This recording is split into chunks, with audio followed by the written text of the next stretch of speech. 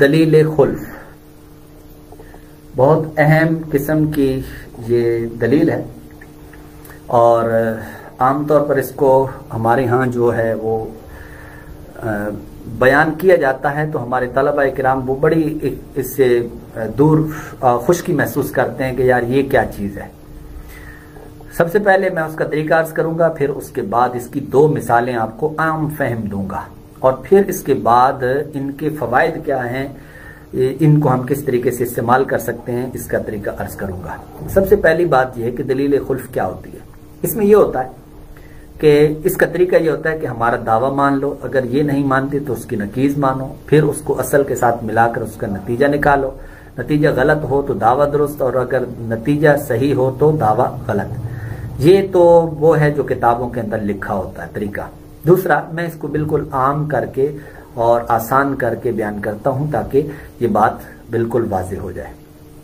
دیکھیے، بات یہ ہوتی ہے کہ آپ کو ایک مثال سے عرض کرتا ہوں، وہ یہ کہ جیسے آپ دودھ کے اندر اگر چینی ملائیں تو ٹھیک ہے، دودھ کے اندر فرق نہیں پڑے گا، دودھ کی خوبصورتی کے اندر اضافہ ہی ہوگا، لیکن اگر دودھ کے اندر آپ لیمو ڈال دیں گے تو یہ خراب ہو جائے گا۔ اسی طریقے سے کوئی بھی دو قضیے ہوں، اگر دونوں کے دونوں سچے ہوں گے تو نتیجہ بھی یہ پکی بات ہے کہ وہ سچا ہی ہوگا۔ اگر ایک ہے سچا اور ایک اگر اس میں آ گیا جھوٹا تو پھر کبھی بھی نتیجہ صحیح نہیں ہو سکتا۔ اسی بنیاد پر اس دلیل خلف کو رکھا گیا ہے۔ وہ کیا؟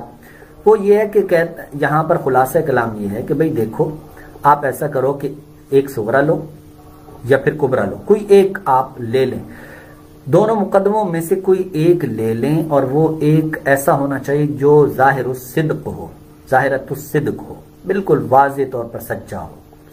اب آپ دوسرا کوئی قضیہ، مثلا آپ کو ایسا لگتا ہے کہ یار یہ معلوم نہیں کہ یار یہ جو قضیہ ہے پتہ نہیں یہ سچا ہے، جھوٹا ہے، درست ہے، غلط ہے، آپ اس کو چیک کرنا چاہتے ہیں۔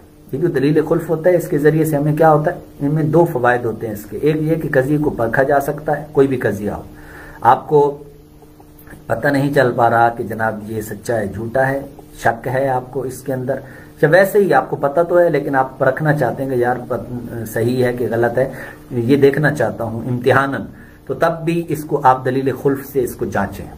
یا پھر آپ کسی قضیے کو ثابت کرنا چاہتے ہیں، آپ کہتے ہیں کہ میں نے جو کہا یہ ٹھیک ہے، اور اس کو آپ ثابت کرنا چاہتے ہیں، تو اس کے لیے آپ کیا کریں گے؟ دلیل خلف استعمال کریں۔ بہت اہم ترین چیز ہے۔ اب ہم ایسا کرتے ہیں، ایک مثال سے اس کو ثابت کرتے ہیں، ایک مثال کے ساتھ ہم اس کو دیکھتے ہیں ذرا۔ دیکھو، سب سے پہلی بات یہ ہے کہ ہمیں یہ بات پتہ ہے کہ ہر چمکیلی چیز یا چمکتی چیز وہ سونا نہیں ہوتی، بالکل ہم سمجھتے ہیں۔ مثال کے طور پر لائٹ ہے، بلب ہے، روشن تو ہے، چمکتی چیز تو ہے، چمکیلی چیز تو ہے، لیکن یہ سونا نہیں ہے۔ اسی طرح ہیرا ہے، وہ بھی چمکیلا ہے لیکن وہ سونا نہیں ہے۔ پتہ چلا کہ یہ جو ہر چمکتی چیز سونا نہیں ہوتی، یہ بالکل طے ہے۔ اور یاد رکھیے گا، ہم پہلے یہ بیان کر چکے ہیں، اور مثال بھی ہم نے اس کی بھی دی تھی، اور مثالوں کے ساتھ ساتھ یہ بھی مثال دی تھی کہ یہ جو ہے نا، ہر چمکتی چیز سونا نہیں ہوتی، یہ سالبہ جزیہ ہے، یہ سالبہ جزیہ ہے۔ اچھا، اب ہم کیا کریں گے؟ اس کے بارے میں ہم چیک کرنا چاہتے ہیں، ہمیں یہ پتہ ہے، بالکل طے ہے کہ جناب یہ جو قضیہ بالکل ٹھیک ہے، لیکن اب ہم چیک کرنا چاہتے ہیں کہ یار جو نتیجہ ہے جو دلیل خلف کا، اور جس طریقے سے اہل منطق نے دعویٰ کیا ہے، کیا اس کے مطابق ہی نتیجہ صحیح نکلتا ہے کہ نہیں۔ اب اگر آپ غور کریں یہاں پر تو یہ بالکل صحیح ہے۔ اب اس کے بعد ہم اس کو چیک کرنا چاہتے ہیں، تو چیک کرنے کا کیا طریقہ انہوں نے بتایا تھا؟ انہوں نے کہا کہ بھئی جو نتیجہ ہوگا تو وہ اگر غلط ہو تو اس کا مطلب یہ ہے کہ دعویٰ ٹھیک ہے، یعنی جس کو آپ چیک کرنا چاہتے ہیں وہ ٹھیک ہے، اور اگر نتیجہ صحیح نکلے تو اس کا مطلب ہے جس کو آپ چیک کرنا چاہتے ہیں وہ قضیہ غلط ہے۔ اب یہاں پر جو ہم نے لیا ہے، یعنی اصل جو ہم نے لیا ہے وہ ہے ہر چمکتی چیز سونا نہیں ہوتی، بالکل درست ہے۔ اب اس کے بعد ہم کیا کریں گے؟ اس کے بعد ہم نے اس کے ساتھ اس کو چیک کرنا چاہتے ہیں، تو لہذا اس کی ہم نقیض مانیں گے، نقیض نکالیں گے۔ نقیض نکالنے کا طریقہ کیا ہے کہ सालिबा जुजिया जो होता है उसकी जो नकीज है, ये हम पहले तनाकुस के बाब में पढ़ चुके हैं, वो आती है मुजबा कुलिया। यानी सालिबा के मुकाबले में मुजबा आ जाएगा, जुजिया के मुकाबले में कुलिया आ जाएगा, यानी मुजबा कुलिया। तो अब नतीजा निकलेगा, नकीज निकलेगी कि हर चमकती चीज सोना होती है। अब ये बिल्कुल गलत है, हमें ये पता चल रहा है, लेकिन हम चेक करना चाहते हैं कि यार क्या ये वाकई आगे जाकर हमें सही नतीजा मिलता है कि नहीं। अब हम क्या करते हैं, इसको लेकर यानी हर चमकती चीज सोना होती है, इसको लेकर अब हम एक क्यास मुरत्तब करते हैं। क्यास मुरत्तब करने के लिए चाहे आप इसको सुगरा बनाएं, चाहे आप इसको कुबरा बनाएं, बेहतर ये होता है कि आप देखा करें कि जनाब यहाँ पर हमारी अशकाल अरबा में से कौन सी शक्ल पर आसानी से ये चीज बन जाएगी। कोशिश किया करें पहली शक्ल बनाएं आप, क्योंकि वो बदीहियुल इंताज है। तो लिहाजा अब यहाँ पर हमने क्या किया कि इसको हम चेक करना चाहते हैं, तो अब हम इसको कुबरा बना लेते हैं, क्योंकि जो शक्ल अव्वल होती है उसकी शर्त है कि ईजाब सुगरा कुल्लियत कुबरा, यानी जो सुगरा है वो मुजबा होना चाहिए और कुबरा वो कुल्लिया होना चाहिए। तो यहाँ पर मैं क्या करता हूँ, मैं एक और जाहिरतुस्सिद्क मुकदमा लेकर आता हूँ, और वो क्या है, यानी बिल्कुल सच्चा। वो ये है कि हीरा एक चमकती चीज है, यानी हीरा चमकीली चीज है, ठीक है। ये सुगरा बिल्कुल ठीक है, इसमें किसी किस्म का कोई कलाम नहीं। और दूसरा जिसको हम चेक करना चाह रहे हैं, जिसकी हमने नकीज अभी निकाली है, वो हमने यहाँ पर जिक्र कर दी, उसी नकीज को हम यहाँ पर जिक्र करेंगे। अब हमारे पास है कि हीरा एक चमकती चीज है और हर चमकती चीज सोना होती है। तो अब नतीजा क्या निकलेगा कि हीरा सोना है, यानी ये जो चमकती चीज है, ये हद औसत था, इसको गिरा देंगे तो नतीजा निकलेगा कि हीरा सोना है। जो तो अब जाहिर सी बात है ये बिल्कुल गलत है, बिल्कुल गलत नतीजा निकला है। जब ये नतीजा गलत निकला है तो हमने क्या कहा था कि अगर नतीजा गलत हो तो दावा सही होगा, दुरुस्त होगा, और अगर नतीजा सही हो तो इसका मतलब है दावा गलत है। अब यहां हमारा दावा था कि हर चमकती चीज सोना नहीं होती, इसका मतलब ये हुआ कि अगर ये नतीजा गलत निकला है तो जो हमारा दावा था वो बिल्कुल सही है। ये है फायदा दलील खुल्फ का। आगे देखते हैं एक और मिसाल से। मिसाल बड़ी खूबसूरत है, वो ये है कि कुल्लु बिदअतिन दलालतुन, कुल्लु बिदअतिन दलालतुन। अब ये एक मिसाल है, इसको हम चेक करना चाहते हैं, एक कजिया है, इसको हम चेक करना चाहते हैं। ये देखो, ये मुजबा कुल्लिया है, ठीक है। अच्छा, अब इस हदीस के दो मफहूम हो सकते हैं। एक ये कि बिदअत की हर किस्म ही गुमराही है, यानी कोई बिदअत, चाहे बिदअत सय्या हो, चाहे बिदअत हसना हो, मुबाह हो, कोई भी, सब की सब वो क्या है, गुमराही है। या दूसरे अल्फाज में ये बोलो कि भाई कोई किस्म नहीं होती, तो हर किस्म की जो बिदअत है वो क्या है, गुमराही, जिस तरह के बाद लोग कहते हैं। दूसरा इसका मफहूम ये है कि बिदअत की अकसाम है, उनमें से बिदअत सय्या ये तो गुमराही है, और बकिया जो है वो गुमराही नहीं होती। यानी सय्या जो है, ममनुआ, मुहर्रमा, जिसको मुख्तलिफ नाम दिए जाते हैं, ये क्या है, ये तो मना है, ये तो गुमराही है, और इसके अलावा नहीं। लिहाजा हदीस के अंदर हम ये कहते हैं कि भाई देखो, जैसे कुल्लु बिदअतिन दलालतुन है ना, तो यहाँ पर जो बिदअत है इसकी जो सिफत है वो यहाँ महजूफ है, यानी कुल्लु बिदअतिन सय्यतिन दलालतुन यूं है, जिस तरीके से कुरान पाक की आयत है।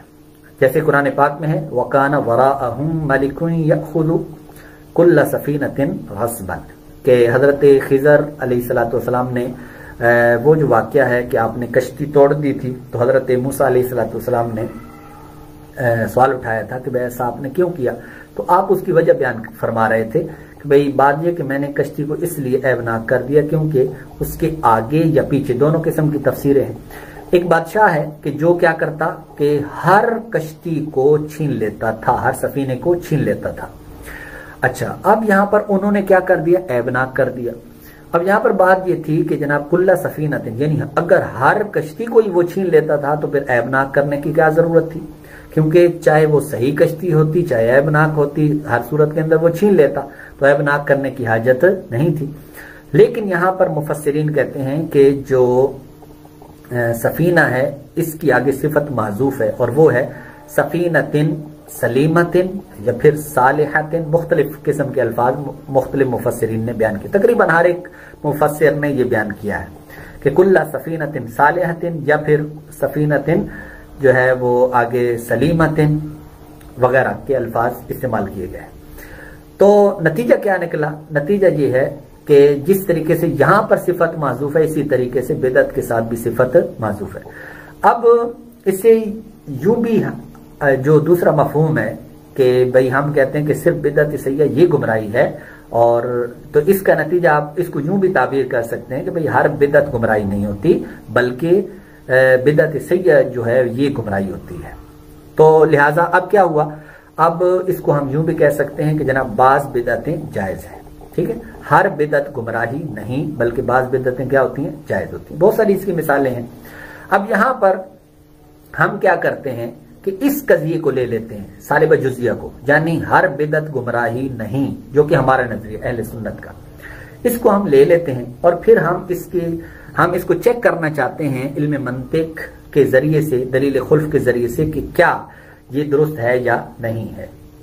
तो अब हम इसकी नकीज निकालेंगे। नकीज क्या है? नकीज ये है कि जनाब हर बिदअत गुमराही, क्योंकि सालिबा जुजिया है, उसकी नकीज आएगी मुजिबा कुल्लिया। तो जब सालिबा कुल्लिया की नकीज सालिबा जुजिया की नकीज मुजिबा कुल्लिया आती है, और वो है कि हर बिदअत गुमराही है। अब हम क्या करेंगे कि इसको कुबरा बनाएंगे और सुगरा ऐसा लेंगे कि जो बिल्कुल जाहिर सिद्क हो, जाहिरत सिद्क हो, बिल्कुल सच्चा। तो हमने सुगरा लिया कि कुरान पर एराब लगाना बिदअत है, बिल इत्तिफाक, इसमें किसी किस्म का कोई कलाम नहीं है। और कुबरा ये है कि हर बिदअत गुमराही है। नतीजा निकलेगा कि कुरान पर एराब लगाना गुमराही है, जो कि बिल्कुल गलत है।